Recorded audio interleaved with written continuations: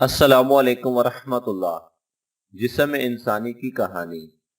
माहिरीन के मुताबिक आम तौर पर मुर्दे को कब्र में रखने के बाद सबसे पहले उसका पेट और उसकी शर्मगाह गलने सड़ने लगती है। यही दो चीजें हैं जिनके लिए इंसान दुनिया में फसाद मचाता है।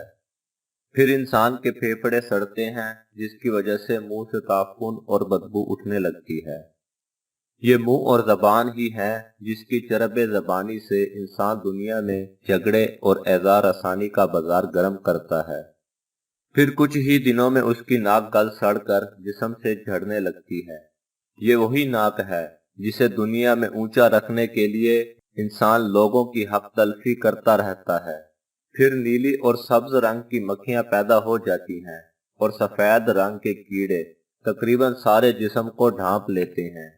पूरे जिस्म से बदबू और सड़न इस कदर उठती है, अगर कब्र को खोल दिया जाए तो दूर तक बदबू से लोग भाग जाएं। फिर बालों का झड़ना शुरू हो जाता है। थोड़े दिनों बाद सिवाय ढांचे के कुछ नजर नहीं आता। कुछ अरसे बाद ये ढांचा भी टूट फूट कर खत्म हो जाता है। ये उसी जिस्म की कहानी है जिसे दुनिया में हम बहुत संवार कर और संभाल कर रखते हैं, और ये मुसलसल अल्लाह की नाफरमानियों में इस्तेमाल होता रहता है।